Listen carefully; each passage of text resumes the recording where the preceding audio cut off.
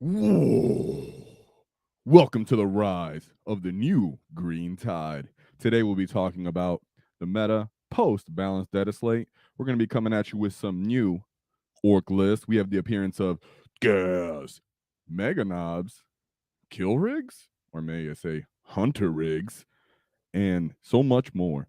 So welcome everybody. Let's take a look at the orcs. Now, I'll keep in mind that typically I do show all of the orc stats, but because the stats have been convoluted due to the fact that we have old lists still being presented and new, I just decided not to do that. But overall, orcs went 62% win rate, according to Meta Monday. Of course, that means across both post data slate or present rules. So with that being said, we actually are going to be going over 5 lists today since there wasn't that many GTs. We have 1 GT list followed by 4 RTT lists. One of those is actually $1 billion Clown Farms list, Tyler Russo himself and his RTT results. He hasn't posted in a month. I won't be spoiling anything. I'm sure he can go into way better detail than me, but it'll be fun to actually look over it and kind of get a nice little idea for myself what could possibly have happened.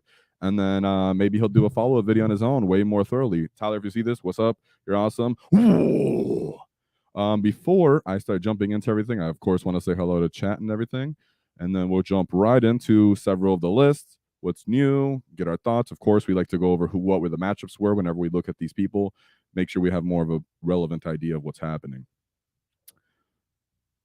So we have who's ready for the war? Exactly, Thomas. That's what I'm talking about. Ready for the wall, all these guys.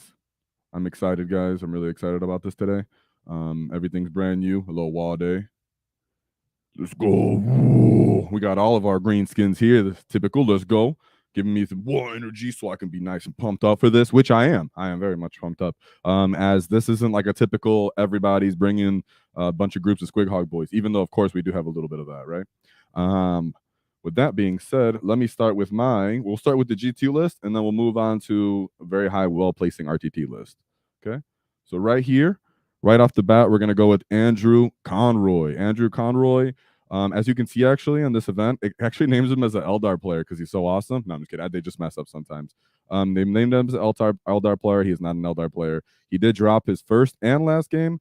The first game he ended up dropping was actually to the first placer Imperial Knights. If depending on terrain, stuff like that, even if with the new rules, Knights can still beat up Orcs. They do have the firepower for that. So let's look at our fellow Greenskins list. So he still brought the Beast Boss, even at 100 points. Good for anti-vehicle.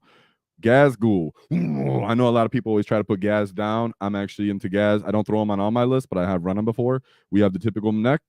We got Naban Smasher Squig with Edwap's Kill Chopper, my preference. And then, of course, the War Boss. I'm a fan of War Bosses. Only 1 unit of Beast Snaggers. Of course, that's for the boss with the Beast Boss. Here, he brought a Gargantuan Squiggoth. As you can see, that's most likely what Knights were able to target and immediately try to remove a quarter of his army. So just a little matchup dependent right there. But we've seen several times the Gargantuan Squiggoth is totally viable, guys. It can be given hard as nails, the strat, because it's not a vehicle. Keep that in mind if you start trying to get one or Kit Bastion. Then we have 2 units of Gretchen. We have a Grot Mega Tank. If you don't know what a Grot Mega Tank is, it's a Forge World model. It's 110 points. It has the same rule as a battle wagon, so it diminishes AP by 1, but then it just brings a bunch of rockets that are twin linked. Gaz and his little entourage of a couple Mega Knobs, and then a Morkanaut. This Greenskin's after me on halt. Everybody knows I have a preference for Morkanauts. Not that Gorgonauts aren't great, but I love me the Morkanaut. We have a unit of Knobs, just a small one. He probably can pay for the big brick, but that's fine. Only 1 unit of Squig Hog Boys, just to go ahead with the Edwap's Kill Chopper, and then 1 unit of Storm Boys. So this list, of course, you can see this guy was thematic. So he did not care about what the meta is. He just straight up brought what he wanted to play. People were like, put the Morkanaut down. He doesn't care. But as you can see in his very first matchup, Knights would like to see that kind of list against Orcs, right? So we'll just go over it real quick. We have the Lancer. He doesn't have the ability anymore to advance and charge, but he's still great into melee. He still has a built-in 4-up invuln. He still will wreck a Gargantuan Squiggoth if he gets the chance. Then we have a bunch of the Elvrins, of course, and that's essentially the whole list, right? Oh, sorry, and of course he has the Knight Errant. Okay, so I'm not going to spend too much time on that. We have 5 lists today, just saying that We know that's a hard matchup, list terrain dependent, but he had a Morkana and a Squiggoth. So, of course, it gives actually something the Knights to play into. And this Knight player did win the whole event. So it's not like he just lost to some scrub, okay? And he brought a thematic, super fun list. This is something that some people would only wish to bring, and then he ended up actually bringing in wrecking. Let's go into his next matchup. He had Chaos Demons. So we all know that Chaos Demons, have been brought down a little bit, but it's okay. People will still bring as many monsters as they can. We have Be'lakor. We have the Bloodthirster, Red Master's Blood Throne. That's actually a new one I haven't seen, but hey, it's cool. Scarbrand, Skullmaster, Changeling, Blood Crushers. Blood Crushers are actually pretty good, you guys. They're almost like a Squigog boy but they get a buff to the charging. They give 3 wounds as well. They're a dude on a mount with multiple attacks, except for not all their attacks are damage too. And I believe they have a built-in 4-up invul. Then we have some flamers here because you need something cheap, try to kill some chaff. We have flesh hounds, which are against another corn little dogs. I think they're pretty cool. I would like if orcs ended up getting squigs, kind of like flesh hounds, where you can get like little actual monsters on the field. That'd be pretty fun. Okay. He ended up this is Andrew. This is our player. Remember, guys, don't forget. Even though I back out sometimes, he's just named as an Eldar for no reason. He ended up getting 84 points against that demon list. And if you want to look at his list again, of course, or sorry, not him. This is pull over there. This is his list. He has Gaz. Don't forget, he has Gaz on this list. He has the War Boss, Gargantuan Squiggoth, Grot Mega Tank, so Morkana. Come on, guys. This guy brought everything you would want to bring for your green skin heart. He wasn't care what the meta was. You don't even see Mazrog on this list. And everybody knows we all like Mazrog. Okay. Let's go on to his third matchup very quickly. We're shooting through these guys because I got some cool lists to show you too. That's obviously a very fun list, but I have 5 lists I want to run through and don't want to take all the time. Right here, we have Custos. Custos taking that big hit, you guys. I'm a big fan of it. You don't want an army that's just constantly ruining the fight phase. I actually do own Custos before people just think I'm a Custo hater. Totally not. But that way that they played was just not fun for the game. Not really cool. Now we have the Blade Champion. Blade Champion is a great versatile melee combat character. Don't ever forget that. Shield Captain, Trajan Valoris. Change Valoris unless it just ignores all modifiers. Now you can see post Dataslate, dude just brought 5-man units, which is exactly all they can do now. Sagittarum, some shooting ones. Venatari. Now, Venatari, I believe they do rapid ingress for free. They're jetpack guys, essentially. If you've never seen Venatari, they're a Forge World model. And I do like them with the lances as well. And then he brought an Arbinger, which is kind of new, right, as his ally. So the Custos are trying to figure out what they're going to do now since they can't just stand and win the game, right? So he ended up getting 60 points. It still wasn't an easy win, right? It's never going to be an easy win for Orcs into Custos as they're still efficient, still have good data sheets. And we weren't one of those armies that were like super reliant on dev wounds and such. And so yeah, that's going to be always a matchup that we're going to have to take into consideration. But I slightly favor Orcs in that matchup nowadays. So don't be scared of them. Just run into them. Now, I just clicked the same list. Excuse me, fellas.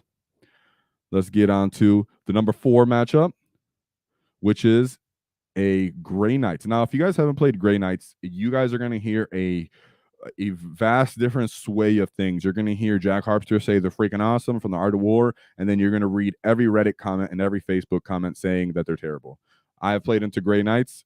And with a very good player who plays Grey Knights, and I can understand both. The fact is, they definitely don't have anti-tank. They definitely concede most of the board to you.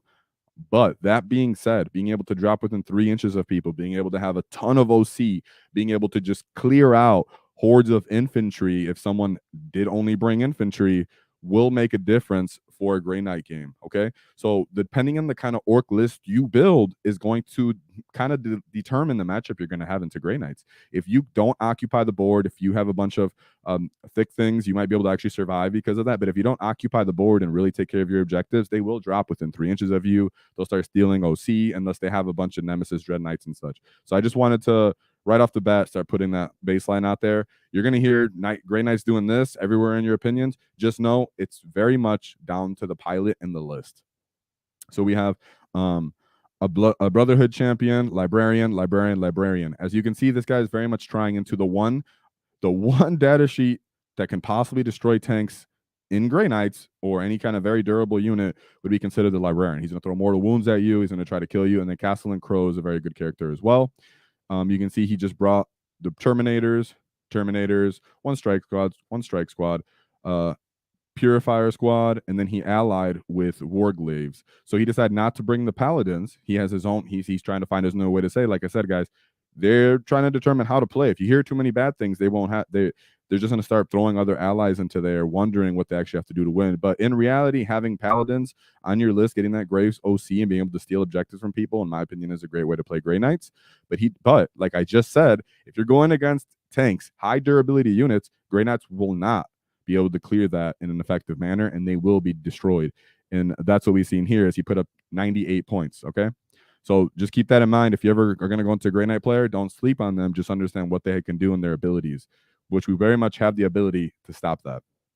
Now we have his final matchup was against Tyranids. So let's see. And he did, we have one Hive Tyrant, and this is the Invasions Fleet, guys. That's the base one from the index, pretty much. Biovore, 3 Lictors. Lictors can actually be annoying as they'll, have grid data sheets and running up into the middle of the field right away in the beginning, not being able to be shot. Zoanthropes have great anti-tank weapons as they pretty much throw las cannons down the field. And barbed Hierodules are a Forge World model as well. They have good shooting and they have high damage punching, so don't sleep on them. An Exocrine and a Maliceptor. Maliceptors are one of those units in a matchup against Orcs that is actually quite important, as it gives a -1 hit bubble, as a 4 ability. It has a 4-up invuln built in on top of the fact that it's Synapse, so it's going to give itself a 5-up feel no pain all the time. It can actually be as a weird kind of road bump into Orcs. But he did end up dropping that game, but putting up a good score, right? The fact that he's not playing a meta list, you guys, just understand that Andrew Conroy is a proper war boss. Yeah, so that's the first list. Great job to him. 3rd place, even though BCP doesn't know who he is or what faction he is. I did. So there we go. Now, before I get into chats, I'm going to look at the chats before I get into the second list, just so that no one gets left behind. This is the second list, just so you guys get. It's Cody Dake. This is an RTT. Now, let me look over at chats real quick. You guys ask me any questions or what you guys want to hear. If you guys are having a conversation, let me read it over so I don't get lost in the sauce in your conversation. Let's see what. Red ones go faster. Orcs are definitely in a good spot. Took a 2K Orcs list against CSM yesterday. Was an 89-41 blowout for the Greenskins. Yeah, the fact that we have the ability to just start picking up all their chaff, closing the distance quickly. We'll have trucks so that they can't just jump in and destroy us right away, because that's what they're trying to do as GSC players. They're trying to just come in, hit you extremely hard so that your army's gone, and then hope you have nothing less to destroy them. If you're bolstered up in trucks, if you have a weird durability with the Squig Hog Boys making too much feel no pains, stuff like that, and then you end up running up to them, even with the diminished unit, you're going to pick up their unit and then just keep playing the game. So yeah, Orcs actually already did about 50% on the GT Leviathan matchups when we went over the stats for the last 6 weeks. They were doing perfectly fine at the GSC. It was hard games, but perfectly fine. And now post Dataslate, I'm assuming we have a legit advantage into them, as well as I think we're going to get into Eldar too. I think our new predatory, what I would call predators, are actually much different now. Still need to be figured out directly, but I'm going to be doing videos on all the different factions, a couple different factions that I think are important for us to know how to play into. So keep that in mind as well. Of course, we got the Grout Lover. Whoa. For the revolution. We got WAAAGHDAY. I whooped. Oh, did I have a banner still up? Sorry about that, guys. I hope that banner goes away. It says, I whooped my local CSM player. Always keeping him stuck in his deployment. Yeah, if he just wants to shoot you like a gun line, I can totally see that. I think he just said, my guy runs 3 Forge Fiends. I'll never apologize. Exactly. So he just was a gun line. Yeah, red ones go faster. Agreeing. Let's see what else we have. I think they're having a conversation here. Yes, they're having a conversation. So from there, guys, we'll move on to the next one. Let me destroy this banner because I didn't realize it was in the way. I apologize. Okay. Now we go on to Cody Dake. So Cody Dake is one of those lists that I was excited to show you because he brought a new twist to the meta, guys. A lot of people have been talking on this unit. They don't know where to feel about it, about the units that he brought, but I like it. He actually went straight into the Big Mech in Mega Armor. Look at that. 1, 2, 3 Big Mechs in Mega Armor. Mazrog Scragbag. Nabon Smasher Squig with Ed Wapper's Kill Chopper, just the way I like it. And then a War Boss follow me, lads. I appreciate that too, because if you ever fail that charge with the war boss and his knobs guys, that's just gonna hurt your greenskin hard, and it could definitely give the enemy the advantage by just destroying them after that. It's usually when you start to use what I call the scalpel unit as war boss and knobs, we try to utilize that because you're really trying to deal with a problematic unit. So I'm never against that, especially with the point reduction of the war boss himself. Now we got 4 trucks with 60 points. I think that's kind of the key number in my opinion. 3 to 4 trucks, depending on what you're doing. With what's happening now in the meta, guys, I think as much as you might not want to hear it, trucks are still going to be very important at the high levels. We have 1, 2, 3 units of Mega Knobs. All of them have a kill saw, not dual kill saw, because they also have the combi weapon. So keep that in mind. Knobs with power claws, squig hog boy, but 1 brick and then 1 little one. I like to run 1 brick and then 2 small units. Okay, just my preference, but that's totally good too. And then 2 units of war bikers. War bikers for the 70 points is a great unit, guys, for utility. The fact that they have assault, the fact that they have their own built-in slight durability. Late game, they're going to come in and still be able to kind of survive the small arms fire of whatever's left from your enemy and keep scoring objective and possibly punch some weakened units. So keep in mind, this guy brought a new twist to the meta, something that most people aren't bringing, most people that maybe have overlooked it for a long time, but since the Mega Knobs went down in points, he decided, I'm going to go ahead and bring those.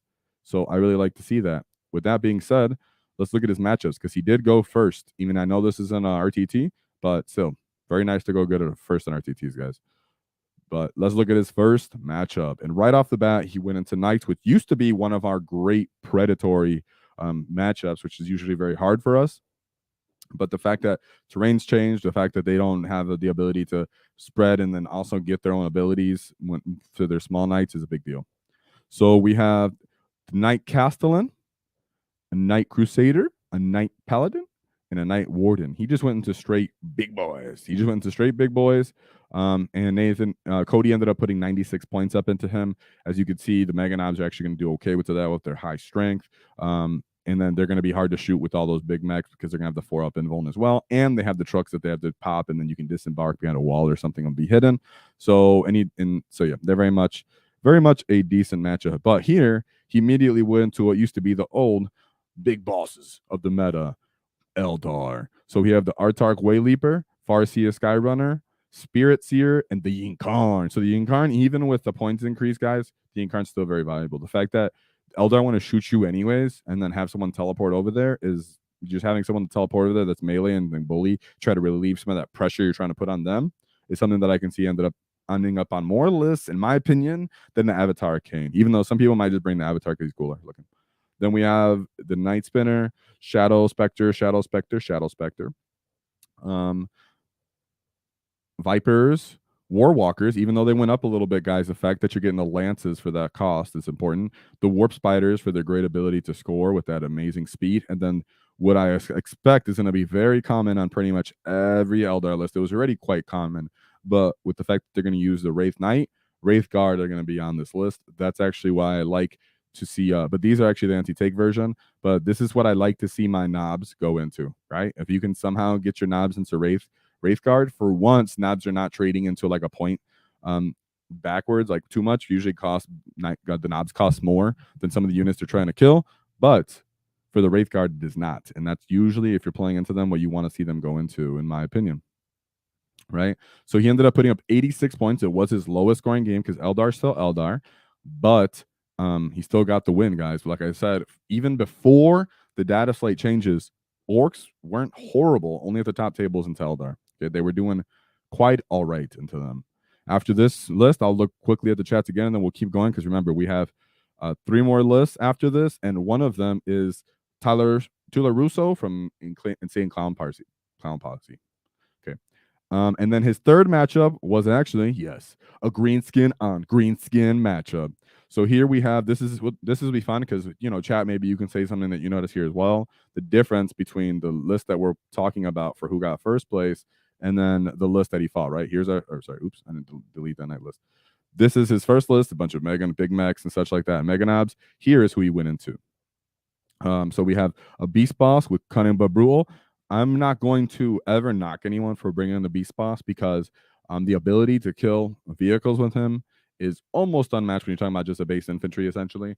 If you guys don't know exactly how to use the Beast Boss, I'll be going into more detail about that, but pay attention to his Beast Snag ability the Beast Snagger Boys that he's with ability, because you're essentially picking up all the hits, even on 2s. You're re-rolling those once you have Unbridled Carnage, and the Beast Boss will end up getting like anywhere from 10 to 14 hits just based off that, and then that's how he starts to throttle into enemies.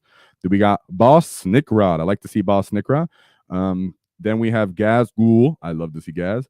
Nobon Smasher Kick with Ed Wapa's Kill Chopper, and then another Nob. So this so far is looking like a solid list, but it doesn't have Maz. It doesn't have some of the other archetypal things that we'll see. Now we have the 1 unit of Beast Snagger Boys, a 2nd unit of Beast Snagger Boys. But notice I don't see a truck because with Gretchen, he brought 2 kill rigs.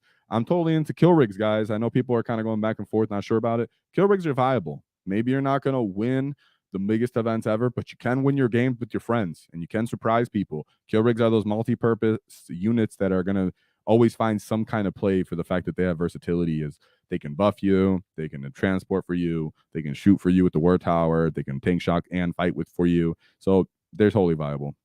Then you have the commandos to go with Snickra, 1 unit of Mega Knobs for Gaz, 2 Meg Guns, because now the points increase, can't bring 3 pretty much. Squig Hog Boys, just 1 small unit, another small unit Squig Hog Boys, and 2 Storm Boys. So this was a totally viable list as well. It didn't go into some scrub list, but it was a little bit different because he had the kill rigs, which if you're going to be shooting their word tower shots into them, and then you have 4 up invulns on the other side, it can swing either way if you're picking up Mega Knobs or not. And even if a couple of those do get through, the dude's just picking up the Mega Knobs. Remember that, guys. The Big Mech and Mega Armor has the ability to pick them up. So that's always going to maintain the pressure and not allow the enemy to just shoot you freely. Plus, you have Mazrog that people are going to want to use for their anti-tank fire anyway. So this is a very interesting list with Cody Dake. This is a different take right away post Dataslate because Mega Knobs going down in points just got placed on that list.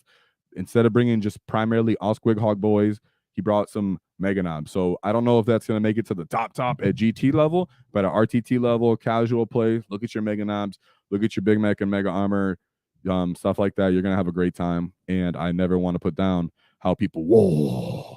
And this will be our next list that we go over. But before that, I'm, of course, going to take a look at our chat. Let's see. I know you guys are talking to each other, so give me a second to read through it so I'm not that lost. They're talking about how they destroy. The chat is talking about how they've been destroying everybody with pressure. The Fighting Fedora is talking about that as too. Let me get the walls on me. Whoa. Oh, yeah, that's what I like to see. Oh, this is important. There we go. So this is actually exactly why I said you need to actually know what Grey Knights do before you just hear online that they're trash. Because they're playing the movement phase essentially only. Like, I know this sounds weird, but when I play Grey Knights, the longest phase of the game was clearly the movement phase by a good amount, by a good margin.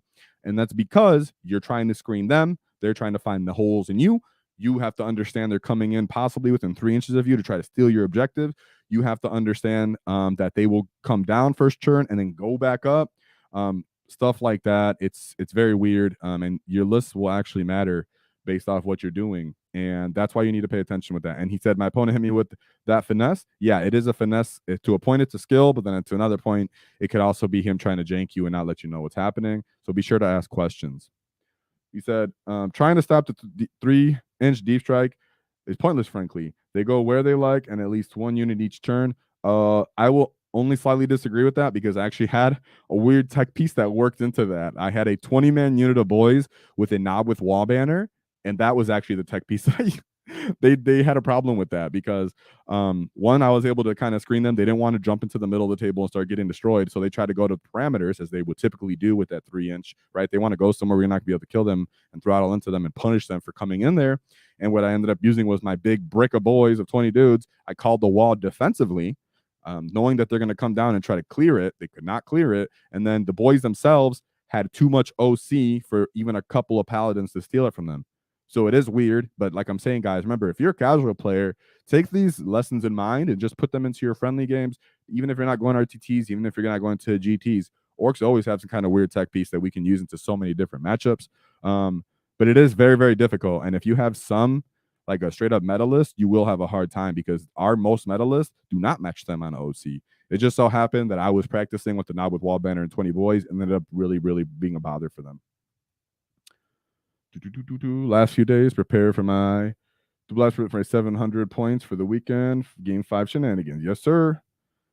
GSC can do similar to Grey Knights, but at least they die. Yeah, exactly. And they go back up into the sky. It's so freaking annoying. I don't enjoy my Grey Knight games. Just saying it right off the bat, it feels a little janky. It feels a little boring. So as a greenskin, it can easily be to the point that you get annoyed and frustrated like a proper greenskin, and then you make mistakes. So if you're playing against Grey Knights, keep in mind that once you start touching gloves on them, once you really start getting to combat with them, you're going to start picking them up, and that's an issue. But they are actually quite annoying. Never underestimate a dedicated player, no matter how bad the meta is. Yep, say sure. If they've played their army for 10 years, they'll always be dangerous. That's actually a very good point, as I feel very similar to World Eaters, and actually have some proof in the pudding today to show that everything I've been saying about World Eaters could be possibly true. I didn't have my full squig squads. One squig and tanked a lot from his army. Yep, there you go. And squigs will tank a lot of that army because they don't have great strength, as squigs just sit right there almost on the threshold of like, ooh, can you kill me? And then you go artist nails, and then you're feel no paint, and they're trying to throw mortals into you when you're doing that as well. So yes, of course, just so you know, I'm not going to blow your minds by saying this. Squig hug boys and trucks are totally very, very, very important right now, including especially when you're considering Tau and the Death Guard and all the different kind of factions we're going to actually have to be facing. Anyone else get a new unit and they just can't keep build list around them? I've got a Gorkanaut on the brain. Well, we showed you a Gorkanaut, but just now you got to get a Gargantuan squig off. No, I'm just kidding. But I actually have that feeling all the time, guys, so don't worry about it. Now let's go into the next list. Now, this is what's going to be fun. He got all 100s. Of course, this is an RTT, so keep that in mind.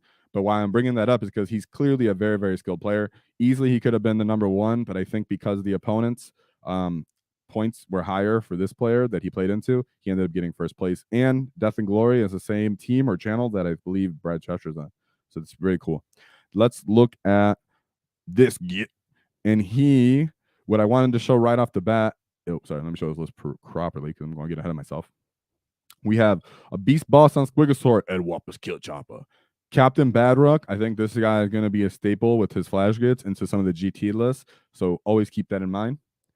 Nabon Smash a Squig, Nabon Smash a Squig, Nabon Smash a Squig. I actually ran something similar to this, guys, where I had 3 Nabs on Smash a Squigs, and it actually felt really good. So we have a Beast Snaggle Boys, Beast Snaggle Boys, Beast Snaggle Boys, and then just some boys. Of course, the trucks, 5 trucks. The flash gits, right? So you can imagine boys in the trucks, flash gits in one of the other trucks. 1 unit of Grots, and then we have the 2 bricks of Squig Hog Boys and then 1 small unit. Keep in mind, he did bring a Nabon Smash Squig for this small unit, and so have I. And it actually does matter, and it does feel good as you turn those mouths into hitting the jaws into hitting on 3s, and it makes a big difference because your volume becomes crazy, especially if you decide to use Unbridled Carnage. Because you'll end up just having a plethora of attacks due to missing less. And then only 1 Storm Boy unit, because keep in mind, if you have 5 trucks and then one of them is just a naked unit of boys, those trucks are running around scoring objectives for you too, so you don't end up needing to have to pay all the time for so much cheap things and for that reason, as the trucks can run around, do actions, and stand on multiple objectives in some matchups and some missions. So yeah, it's a big deal. Now let's look at his first matchup, which I think is actually important to take a little peek at, as I think it is going to be one of our harder matchups, especially if you don't know what they're doing and you're not in a newer orc player. Okay, so we have the Lord of Virulence, the Droning Aura. I'm gonna do a video on this, guys, and Death Card it themselves, so don't worry about it if I don't go too into detail here, as I will be, and I'm compiling on my notes. Mortarion is the only guy with the 5 of Feel No Pain on their list. Keep that in mind. Typhus is going to be just about on every list, and he can start stacking that ability to be -2 to hit on your orcs. So that's why he could be problematic as well, and why I really do like nods on Smash Squigs. And I do mean that in melee, not just because in shooting they can do it already, but in melee, Typhus makes that difference. Then we have the Death Guard Cultist, Death Guard Cultist, Death Guard Cultist. This is a bit new. Most of the lists I'm looking at and stuff, and they don't bring this many cultists. And then we have the Death Guard Hellbrute. Not either one of the things that I will put in mind when you're scared to be scared of. So just keep that in mind. But the floated bloat drone is something that you're gonna have to keep in mind, as I can see that making it on list. Plague Burst Crawler, those are great, just mortars, great firing. I used to own a Death Guard army as well. And then we have another Plague Crawler. I think these guys are going to be very popular, at least 2 on every list, if not 3, just like you're seeing here. 1 unit of Poxwalkers. These guys are actually quite decent for being annoying chaff. They do have lethal hits, stuff like that, so they can surprise you. 1 unit of Nurglings, a Soul Grinder, and a Soul Grinder. So this was not what I would consider what's going to become the Death Guard meta list, but it is important to know that they still have some of those tech pieces of Mortarion and Typhus. Okay. And he did go into this army, and of course, like I said, put up 100 points. Right off the bat, we'll go into the next matchup that he had, which was Tyranids. And this was, again, the Invasion Fleet, right? The Invasion Fleet, guys, are what people are going to mostly be using for a little bit until they figure things out. We got the Neuro Tyrant, One-Eyed, Parasite of Moltrex, Turvagon, the Swarm Lord, and a Winged Tyranid Prime. I like the Tyrant on foot personally. Not that I play them, but I know them quite well. Termagant, Barbgaunts, only 1 unit it looks like. The Carnifexes, of course, they go with Old One-Eye. Gene Stealers, I'm not really sold on Gene Stealers right now, especially if you don't have that in Brood. They don't even have the ability they used to have anymore. So actually, in general, I don't think they do. Yeah, so I'm not really that into Gene Stealers anymore. The Moloch, a Psychophage, Screamer Killers, and then Tyranid Warriors. This is different, maybe just because the weird points he had, and then some Von Leapers. So again, not an extremely meta list. That's why I'm showing you guys, right? Because you're like, 100, this guy's list the best. This is why, keep in mind, RTATs are there for your practice. Sometimes you're going to, in an exceptional way, kill a skilled player into people that are less exceptional. But it's important to look at the matchups and the list anyways, as we can learn lessons from them. Last but certainly not least, was his Eldar matchup. Of course, the Artag Wayleaper, and here it is, the Avatar Kane, the Farseer, and then he followed by some Lynx, Shadow Specters, War Walkers again, like I said, like you always use, pretty much very similar. You're always going to see at least 2 War Walkers, maybe 3. And then you're always going to see like 2 Warp Spiders for their scoring potential. Wraith Lords. So Wraith Lords are like the tiny version of the Wraith Knight, right? They're like, not tiny, but they're about yay big, maybe about 6 to 7 inches tall. So with that Squing Hog list, you're just destroying those, no problem. Okay, so that was probably our best, in my opinion, performing GT player, but it was a GT. But as you can see around him with Death and Glory, there were some fire players around him. Now, and like I said, Captain Badrock, right? I think the flash kits are going to be important. So before we look at Tyler Russo's $1 billion clone farm, of course, I'm not spoiling anything. He hasn't posted a video in a month. I'm pretty sure he's just been busy. And so if he goes into this himself, it'll be fun to kind of compare what I put my small-minded opinion compared to that great war boss. All right, let me look what you guys got in the chat before I get lost in the sauce. Read. No full squags. Anyone else doing that? Ride in style. I like this. Gork with the mega knobs. Ride in style. Yeah, because it is a transport too, right? And build bench. Gotta throw my support behind. Oh, here we go. Gotta throw my support behind Badrock and the flash kits. I'm currently building a pirate themed truck for them to bomb around. That's actually really cool. The fact that you're giving them their own transport.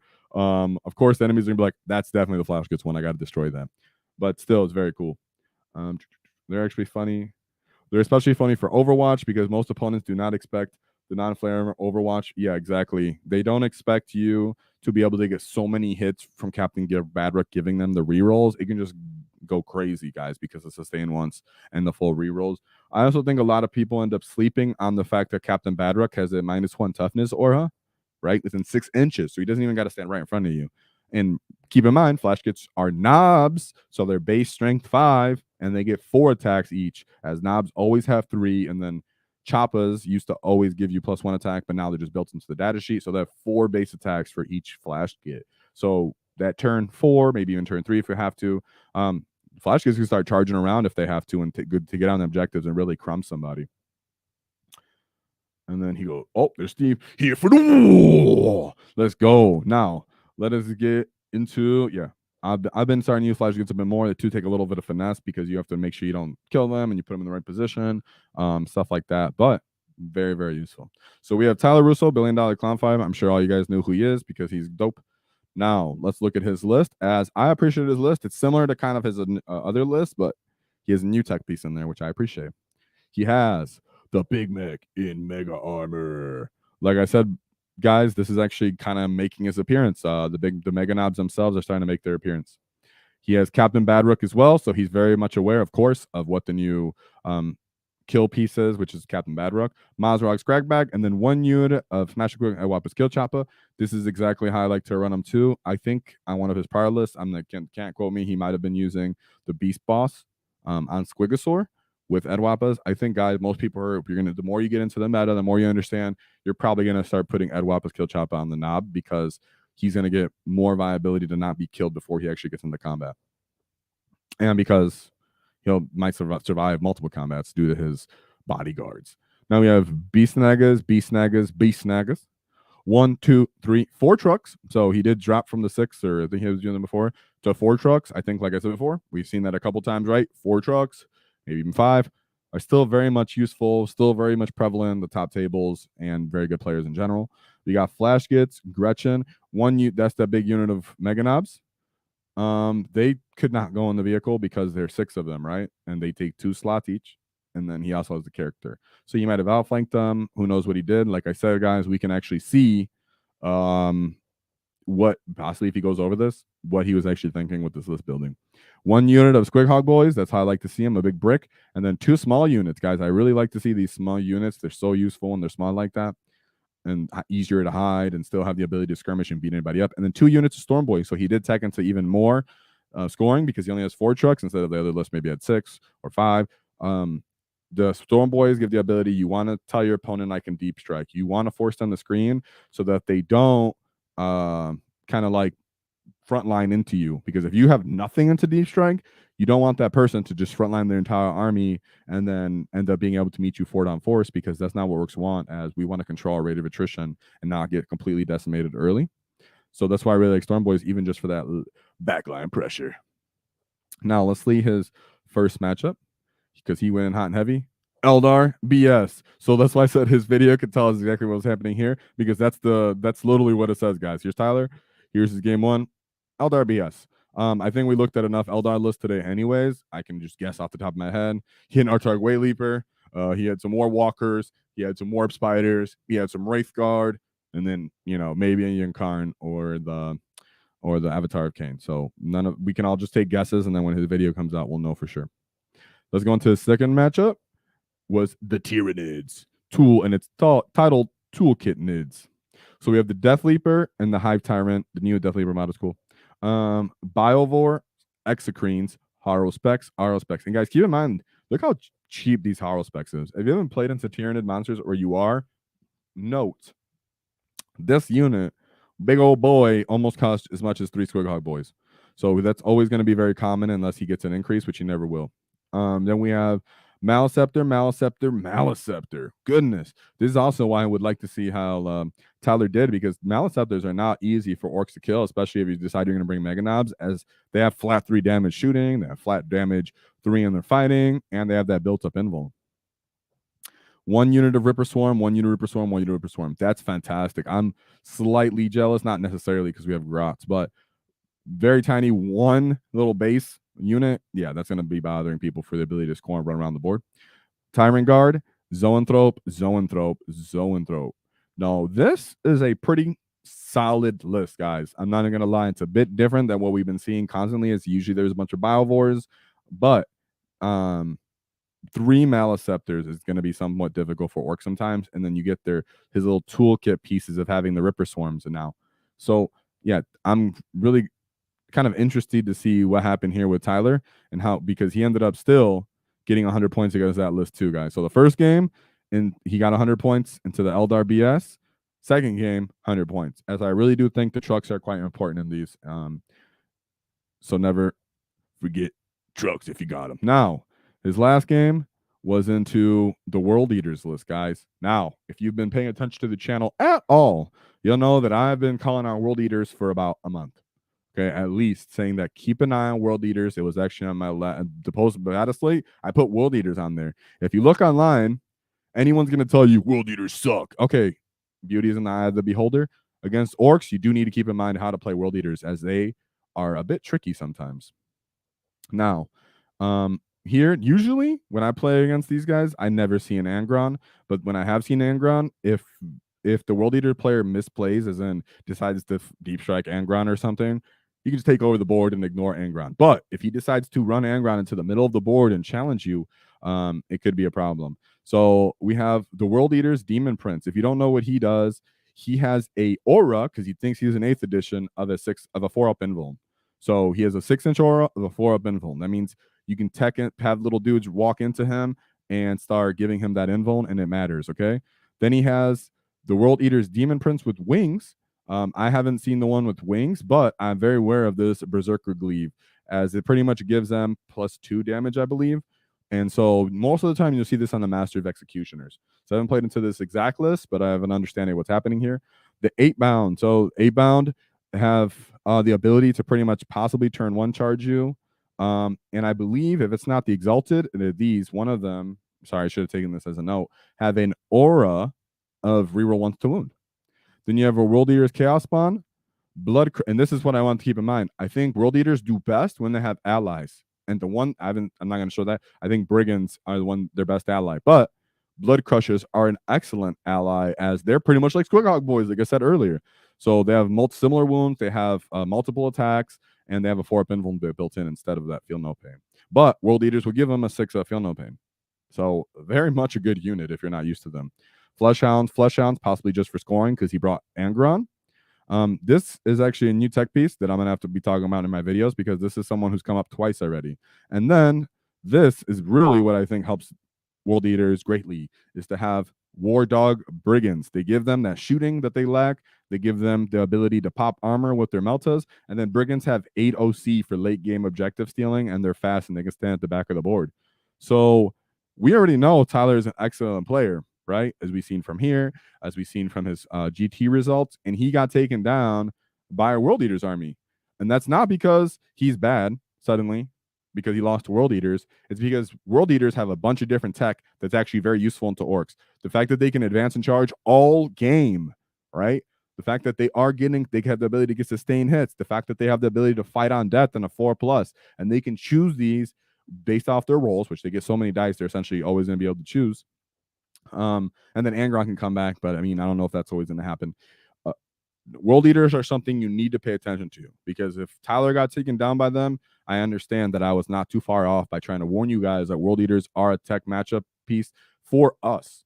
Keep in mind that we have to keep in mind. You need to know their rules. You need to know that they have a built-in strat that is a 6-inch auto advance. Okay. And then they can advance and charge. So they have that threat the whole game. Another thing that I would see on these lists that wasn't on this one is their Mauler Fiend. World Eaters Mauler Fiends are excellent. So they give built-in like buffs to charging and everything. Sorry, I'm going on rants here, guys, but I think because it's RTT new meta, it's important that I kind of throw my ideas out there on what's actually happening on these matchups. And I hope Tyler does something built in on this. Even though he did lose it the last game, I think he gives some interesting feedback. So before I go into, we only have one more? Is it one more? Yeah, we only have one more matchup to go into, and this is my flavor list. You guys know I like to pull up a flavor list every week, something I like. This is one of my flavor lists. All right, so let me look at the whoa. Let me look at what you guys are saying here. Okay, here for the wall. Let's see what Rob said from the chat in Discord earlier. Actually thinking of Ludas in a truck with a mech to jump out, give +1 to hit, to hit to 100 points for 24 strength 8 shots. I like the way you're thinking. Okay, if you guys want to know what he's kind of talking about, is we were doing a discussion about how it would work to come in from strategic reserves. Can you use your bomb squig? The answer is yes. It's at least according to WTC how they ruled it. You can check on the Discord. I posted it. I posted it again if you ask. When you finish, it's like finishing a normal move. So when you come in from strategic reserves with that truck, because the truck has moved, you can still disembark. The guy can't move, of course, but the people inside can, meaning the Big Mac can jump out and still give his +1 to hit because his data sheet says at the end of the movement. So that's most likely how you'll see really high-level players using the flash kits as well. And I like that you're thinking that for 100 points, you make that a cheap gun platform. And then, it's going to be a little weird because, of course, it's on 5s. You're not going to beat the rear rolls because you're not getting the data sheet abilities when you're shooting out of the truck. But having a bunch of strength 8 shots, guys, at 2 damage for 100 points, and then you have the rocket in there. I like to bring the rocket. You might have some cook in there. You might be some power, some energy flowing through you right now, boy. Let's see what's happening here. Public service announcement. You can take 60 grots for 120 points. The more you know. That's our grot. He's our resident run herder. He's our Red Gobbo. He's running the Rot Rebellion. He started in our WAAAGH, so never forget when he makes it to the top. All right, no deep strike. If you tell it to cover backfield, okay, yeah, sure. They don't like to see all that. That's so funny. Yeah, I was surprised that afterwards it was my first game since third edition. Yeah, and it's always important to ask people these questions when you hear, man, that army sucks, and then like someone brings it, know that they understand how to play that army. You'll see people all the time talking down about world eaters, and I'm like, no. I'd say no, you just don't really understand what they're doing. The terrain matchup is dependent, and a lot of world eaters players think, oh, I'm just gonna bring berserkers, I'm gonna bring 8-bound, do this. They're not thinking about what happens when they bring in brigands. They bring in those mounts. They start bringing in the aura of a 4-up invuln, and then they start bringing anywhere from 30 to 60 cultists, and then they're stringing them back through the terrain piece to that demon prince. Now you have all these cultists that have a 4-up invuln and a 5-up feel no pain. So they're also playing the primary mission. You're not thinking about the fact that they can turn 1 charge you, not only with 8-bound, but with a Mauler Fiend getting an auto advance 6. You understand? These are things what make, just like us as greenskins, the more we play our faction and know our faction well, the more that when you see someone who's playing something that might be off meta is playing them for a reason, especially when they start to bring allies. So know what they can do and ask them questions, but you're never like a dumb player or mistaken for just not knowing what they do and then being taken advantage of. It happens, and some people, that's how they win, by not telling you or not exactly explaining their rules so they can get an advantage. So it happens, but we learned, and I'm glad you shared it so that other people could get my perspective and get hopefully a little understanding. Oh, sorry, I got another wall. Gotta get that out of my system. Let's see what we got here. I'd say Tyler's review would be well worth it. You learn so much more from your losses than your wins. Yes. And I hope he kind of does one too, because I'd like to hear him talk about world eaters. I've been talking about world eaters for weeks on end. One always, I'm not like constantly, but I bring them up saying they're not bad, they're totally viable, they're kind of hard for orcs to play into sometimes, because you got to time that wall into them very precisely and think about it, because they're gonna advantage charge the whole game. You're gonna do it once, right? So they're always difficult games for me when I play into world eaters. Luckily, I've won them, but there's been close enough they can go either way. Flash gets actually been helping me in that matchup. So now we're caught up in chats. I'm gonna say let's go into the last flavor list of the day, and then we'll wrap it up. So you guys make sure you let me know. As you can see, he's actually missing a list already, just to spoil it. So right away, here it is. He said, new comp list. So, Beast Boss on Squigosaur, Captain Badrug, Nabon Smash Squig, Ed Wapper's Kill Chopper. Ooh, a Pain Boss. Pain Boss, War Boss with Follow Me Lads, and a Weird Boy. And then we got the Brick of Beast Snagger Boys for that Pain Boss. Boys. 4 trucks, right? Like we said again, trucks are just viable for a plethora of reasons. I don't need to preach that to you. Flash gets are always useful. And then he brought what my Discord has been constantly talking about, the Hunter Rig. Yes, guys, the Hunter Rig is viable. The Kill Rig is viable. And if you're going to run the Hunter Rig, run it with that Brick of Boys. And I think put the Pain Boss in there, as I think the Beast Boss is a little pricey right now. And what you want to do with the Hunter Rig is set them up, use that for scoring, use that to regen some people with that 20-man brick from the Pain Boss, and make them kind of hard to shift with the Feel No Pain and the Artist Nails. You have the Commandos. I like that little bit early game pressure. You see Commandos kind of popping up here and there. They didn't get a points change, but I think people just like to try to figure out how to use them as they get to ignore Overwatch. He had the knobs, but you see here he has 5 with big choppas, and then the other ones have power claws. So some people like to tech into that because the power, the big choppas are hitting on 3s innately. They get the hitting on 2s, so they give you that accuracy. They have 1 reduced AP, less strength, but they're still damaged too. So like I said, scalpel unit can be used in a couple different ways, because sometimes you might need that volume instead and make sure you're accurate, because power claws can just swing sometimes. And then only 1 unit of Squig Hog Boys. So you can see he brought a lot of different things. He brought a Commandos, he brought knobs, he brought a Hunter Rig, he bought Flash Skits. So he was being competitive, and he brought 4 trucks, and he brought a Weird Boy for scoring, right? This is why I say keep your minds open, use what you want, be interesting. I would have liked to find points to upgrade to Mazrok over the Beast Boss and Squigosaur, but that's just me. Other than that, very excellent list, very cool. Like I said before, he really wanted that Follow Me Lads enhancement. He wasn't willing to let it go. I can understand that, because if you fail 1 charge, you just decide you want that every game now. So let's look into his matches very quick. First matchup was the Tau. So this is Tau post changes, guys. That means Tau got all these cheap points. Let's see what it looks like. We got the Anva. We have Commander in a Cold Star Battlesuit. Commander Cold Star Battlesuit. Commander Cold Star Battlesuit is looking kind of the same. Broadside Battlesuits. Crisis Battlesuit. So he's bringing bricks. Another smaller unit of that. So of course they're still sticking to their battle suits, but let's see what they bring to support that, right? Okay, you see a Ghost Keel. That's a bit new. Kroot Hounds. Here we go. The Piranhas, right? Look at these cheap platforms, guys. My goodness. 55 points. Love that. For them, not for us. Battle suits again, 60. So you see, he brought the big gun like shooting gun lines, right? With his characters for support. And then he just brought a bunch of cheap stuff. Bam, bam, bam. 55, 60 points. 60 points. 80 points. 80 points. So yeah, this is a army guide that I'm gonna go into and talk about possible matchups or at least things to worry about them. But Bryce did up 72 points.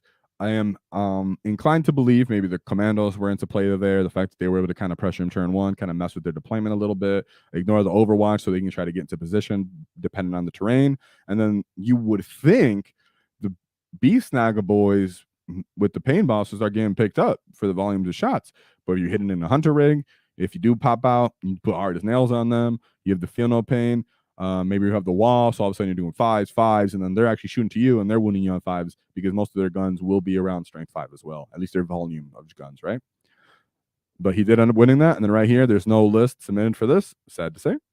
But he did end up winning that. It was his lower scoring army matchup, so I actually did want to see it, as it could have been a hard matchup, but we'll see. I mean, the world will not know. And this last one is Blood Angels. So Blood Angels always get a bad rap. This is an army that I can't necessarily say is good. Like, you know, I just said, well, you don't know about world leaders. I think these guys are a bit weird because Marines are really good with their tanks and their shooting right now. And Blood Angels have all their buffs towards melee, but yet the missed melee jetpack guys are quite expensive because they're just in their data sheet. Maybe once those jetpack Marines come out, if they have cool war gear, maybe then they can kind of be into play for Blood Angels. But as of now, they're not too scary, but they did make it to that round 3, so he was doing something right. We had Chaplain with Jump Pack, Prime Minister Lieutenant, Assault Intercessors, Death Companies with Jump Packs, Death Company with Jump Packs, Hell Blasters. This is something to keep in mind if you're going to play Marines, guys. Hell Blasters, they can start stacking, they can get lethal on 6s, and they'll come up to 5s, they're going to be re-rolling. And I'm sorry, sustained, and then also sustained on 6s as well. So Hell Blasters are one of those units that last time I played with Hell Blasters, a brick like that, they put like 26 wounds into my Squig Hog boys. So keep that in mind. If you're going to go up against them, they're going to be able to put a crazy amount of shots into you, and they could swing either way. You can lose all the Squig Hog boys, or your invulns and Feel No Pains might take it. Infiltrators for screening, a Librarian Dreadnought, that's specific for Blood Angels. Redemptor Dreadnought. I'm cool with Dreadnoughts, as I think they're another viable way to play Space Marines to a certain extent, because the Redemptor one actually reduces damage still. So I really do like that. And then the Caladius Assassin. So that was his matchups for Bryce Bennett as the flavor list of the week, right? Pain Boss, War Boy, Weird Boy, Knob, Captain Badrock, Beast Boss, and Squigosaur. But this is still a viable list, guys, even though it has some flavor because he brought 4 trucks, and then he brought a Hunter rig in there. Hunter rig's not so expensive that it gets popped turn 1. You're like super sweaty about it. So Hunter rig is totally in the play, guys. Totally in the mix. Never let it go. So with that being said, I'll give the chat one more look. See what you guys got to say. Give me some feedback. Give me some love or hate. As long as you're not Andrew Conroy being called an Eldar, that's probably the most insulting thing that could happen to you. And let me get into this chat real quick. So we got, let's see. Just put this here because it's funny. Bam. And then we have, sorry, I read the same one and I just got wad up again. Okay, sorry about that. And then we got, Channel Pony. We've been saying, what's up, Channel Pony? Whoa. Channel Pony's been around since we were like, I think like 50 subs or something. Like, Channel Pony was one of the first people to ever give us support. So I'm always going to have a little soft spot in my green heart for him, or maybe just a big whoa. And he says, still the best live videos on YouTube. Glad I can catch you guys tonight. Not yet, in my opinion, but thank you very much. One day we will be excellent. We will be great. For it is the rise of the green tide. Let's see. Question for the end of stream. Well, this is the end of stream. Question for the end of stream. If we could ally another faction or be allies with another faction, which would reckon be the best? Be a meta or narrative? Okay. That's interesting. I actually read, not read. I've also heard and read both, I guess. Lore about orcs. If you are going to work with them, right? They are going to work with you. They're typically going to work with the Umis, right? It's Inquisitors could be open to it because freebooters are essentially mercenaries for the most part. Of course, the orcs will betray you, and because why not? But still, and to some part, they would do that. And I could see that happening. Now, who would I see them being allies with? Now in the game, I would like to see for some reason, like, and now this sounds dumb, but like, aren't Bolgrin like humanized orcs? Right? And then also there's the old lore of the diggers, which are humans that were found on an orc planet on Gorka Morka, and then they like wanted to survive, so they dug underground, but then they started to adopt orc culture. So that's why I keep going, like, even though it's a kind of boring answer, humans, you can't you kind of want to say Kroot to a certain extent, but Kroots are like stealth hunters and animalistic, and they do eat their prey, but if they eat orcs, they get a little dumber. So that could be another kind of like fun. They'll get bigger, they'll get more swole, but they tend to get dumber too. In one of the books I was reading as well, the crew were eating a couple orcs, and then they were like, we got to stop eating them because we're getting kind of stupid. So, that could be kind of funny having them as an ally too. Then last but not least, as an ally, in my brain trying to rack all the allies. Man, I want to think of something. You can't have some that's like necessarily too bloodlusted and crumping with them, because the orcs might just turn and crump them too, right? As you know, when orcs are really riled up in the lore, like before a fight, or if they're really front-lined, they get so excited that they'll like run over their own kin. If something blows up, they'll like laugh at it and keep going. So it can't be like a soft-hearted ally. It has to be someone that is almost as not aware of reality as them. So it'd be Deathcore Krieg. All right. But thanks for the question. That was a fun question. Let's see. What you mean you ain't great? Use the orcs, and everyone orcs is the best. You're right. That was proper on Orky of me. Green is the best. Whoa! I was just trying to be a modest orky. Squats traded and stuff with the orcs back in the road. Oh, there you go. That's a good one. There could be some good interaction with the Voltan these days. Hey, thanks for that shot. I'd like that. That's a good one. That's another answer right there. Possibly Leagues of Voltan, and Leagues of Voltan are the army that will stand back and shoot for them, not get stuck in the lines, not start getting messed up by orcs. They can sit in their big tanks, and the orcs might actually respect that if it's the proper clan. So yeah, that could definitely be a thing. Let me pop this off. Boop. All right, guys. So as we get towards the end of the stream, hopefully I brought you some interesting information and lists that you guys weren't expecting. Hopefully Tyler Russo comes out and kind of lets us know, or maybe you're in his Discord and he lets us know, and then we can kind of talk about it at someday. But the future is bright for the orcs. Like I said in the last video that we did on Friday, post Dataslate, that we are going to have some different matchups dependent. So I'm definitely going to start doing videos, shorter segments. It's not going to be hours for each one, but we're going to do some shorter videos that we're going to put out for the orcs that we're going to have to, the factions we have to look out for as orc players. Keep in mind, not that I'm scared of them, because we ain't scared of nothing. And then also we have tomorrow we're going to actually release an interview, the very first interview on the channel, with the Big Mac Brandon and his Nova experience. And so we have some questions that he answered directly. About 38-minute video. Don't worry, we jump right into it, and we're constantly talking and we're constantly getting into it. So he's, we would all appreciate it if you guys gave him some support and give it a little love at some point. And then we have, did I get another? Ooh! Yes, we did. He said, I love the mental image of orc berserkers and orcs engaging in Edba competitions, right? Right? Just sitting there. So I love that. Orcs are just fun everywhere in lore, guys. You can't go wrong with a faction that's literally having the most fun in the grim dark future, right? Like, everybody else is dire and scared or upset or angry about something or has some kind of like gripe or grudge. Dude, orcs are just like, whatever. Literally, according to lore, orcs were genocided to become orcs, as they used to be corks. And still, orcs are like, whatever, man, I'm having a great time. I'm enjoying this. Because remember, guys, it's not about winning or losing for the orcs. It's the experience of a proper scrap. So keep that in mind when you play Warhammer, when you're learning the orcs, because orcs have that learning curve. that they they're a movement based and combat based army, guys, and those are just harder to play in Warhammer. Just straight up, that's how it is. So if you're losing games and you're doing all this stuff, never get discouraged. That's a part of the reason why I want to do the channel too. Is when I started Orcs, there was that little period where I was just getting gun lined in 8th edition because they didn't have good terrain rules and stuff. Where I was getting gun lined off the table sometimes, and I was like, "What is happening? Why is my own army only hitting on 5s and everybody else is annihilating me?" It's because I had to learn that movement mattered, controlling your rate of attrition mattered, and how to fight, piling correctly, consolidate, base to base contact, positioning, all matters. So that's why orcs are super fun, because when you win, every game will be rewarding. There's no janky stuff happening. Haha, I'm here within 3 inches of you. You cannot stop me. Now I have swung 15 points. Haha. That can easily happen with some other armies in Grey Knights or Eldar, right? Or I put 6 automatic damage into you, stuff like that. Oh, look at me, I'm re-rolling everything into you. Oh, I have these auras that you can't deal with. Orcs are none of that.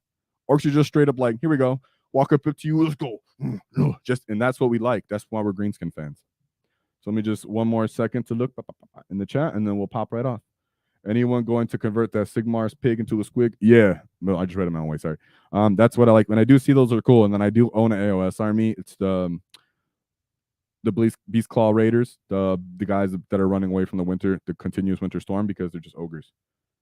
Grim Dark for the boys. Let's see. It's good to fight when you win anyways. But Orcs is never beaten. Exactly. Orcs is never beaten, you guys. That's a great way to end the stream. So, one thing to keep in mind, in case y'all forgot or new here, don't cross a wall, because we knock your teeth out. Whoa!